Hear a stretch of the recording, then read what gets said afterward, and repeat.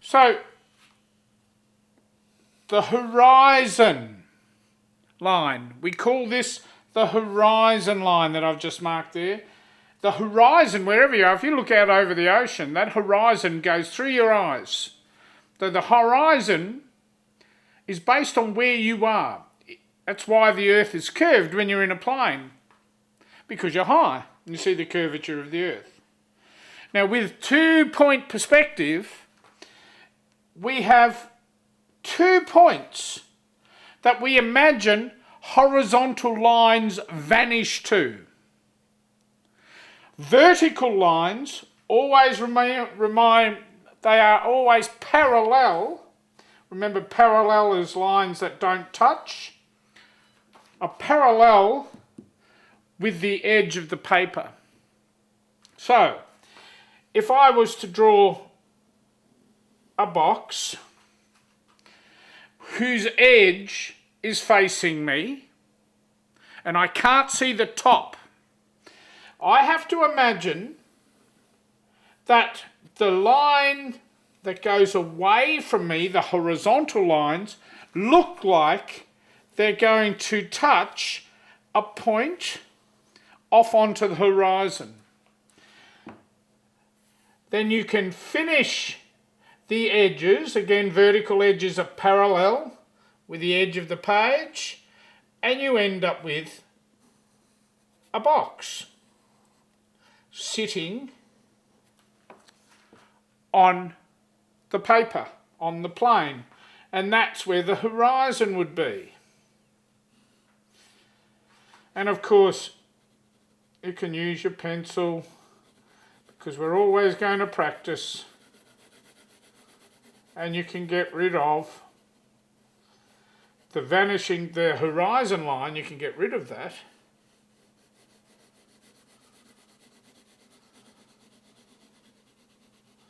And you can try and tone up and get rid of the edge.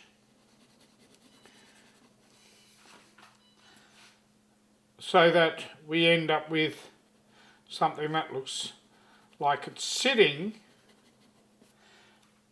on the picture plane. Now if I'm above the box, if my eye line's above a box, so the edge is there, then the lines go across and look like they're going to hit.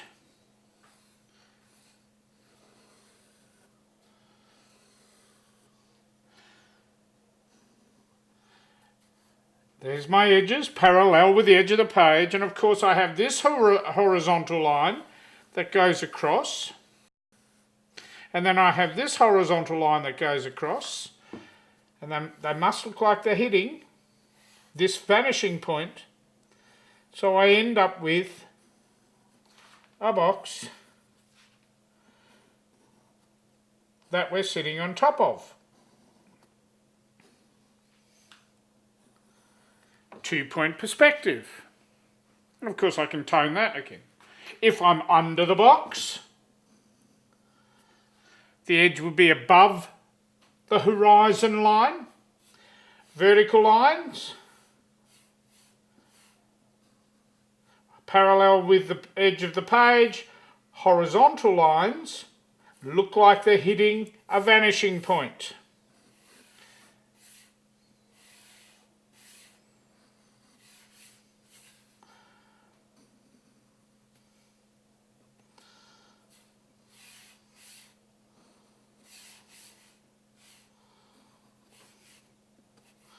And there I have my box sitting up in the air. I'll do it again this side, up even higher.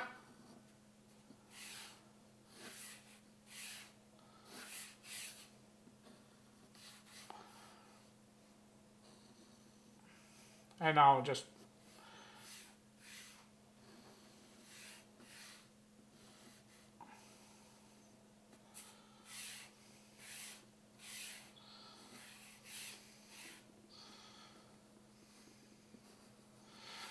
and of course you can get some extreme perspective, and of course the word perspective has two meanings. We have our view of the world, our perspective. We're happy or we're sad, we can see the world the way it is. But we also have this sort of perspective. This is called two-point perspective. We have one-point perspective where you have things receding to one point. So, if I'm above a box, the horizontal lines that go across you are parallel with the edge of the page. The vertical lines are parallel with the edge of the page. The lines receding from you look like they're vanishing.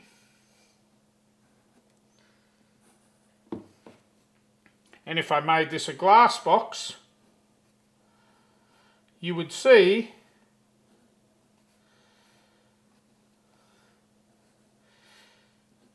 this receding back. We can only do that when we're face on to something. So it's about where the horizon is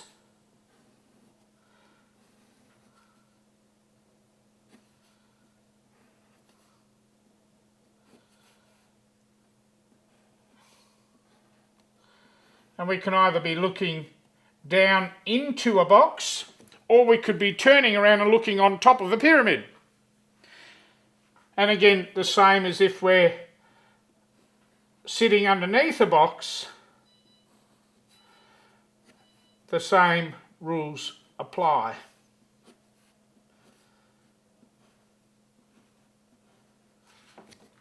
So we're looking inside. 1 point perspective, 2 point perspectives, and we have 3 point perspective. So 3 point perspective changes the vertical lines. So we might have 3 points here, and I have a shape where everything recedes to the points.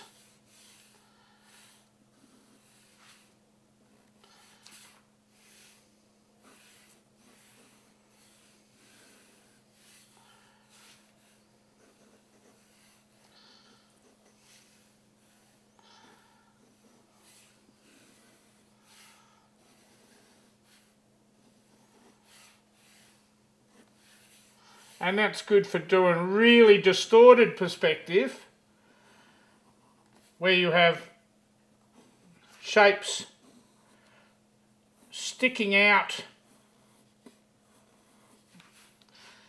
and receding down.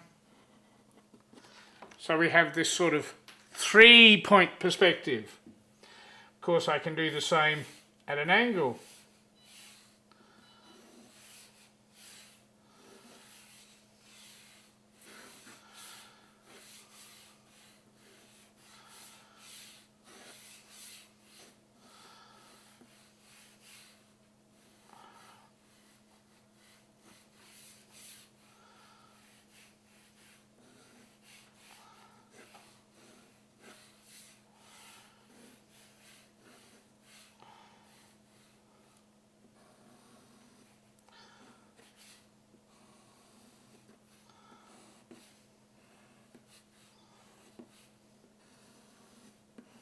You have things receding at an angle with 3 point perspective. The 3 point perspective is much harder.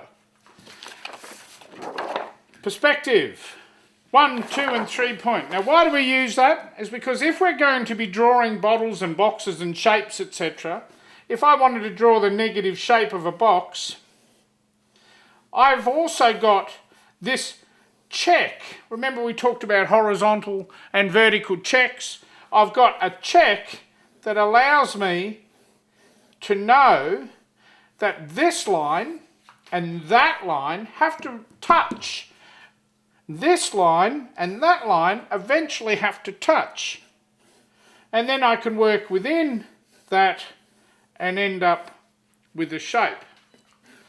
Now, by ensuring that we have a perspective in our head, by making sure we've got that as a check, It's just like when I did the hand, where you have your vertical and horizontal checks. This gives us an opportunity to make things when we draw, to make things look like that we have it sitting down in this two-dimensional space. So of course drawing is all about making something that really doesn't exist in reality part of our reality. What I mean by that is a line, that line there, a line doesn't exist in reality. Really, the line here is the intersection of two planes. There's this plane and this plane. I don't mean aeroplanes, I mean surfaces. This is a vertical plane here, that's another vertical plane, and where they hit, we get an edge. We use our lines to represent that. Perspective gives us an opportunity to make that look like it's sitting on the ground. So if I do this, the old computer games back in the day used to use lines like this to try and give the impression that there's a distance. Of course we can use our tone as well. So this object looks like it's solid and sitting on our make-believe surface, because of course that's just paper. It's not solid. Okay, so we're going to be doing some perspective drawings as well. We're going to invent some perspective drawings, and of course we're going to be drawing from reality using perspective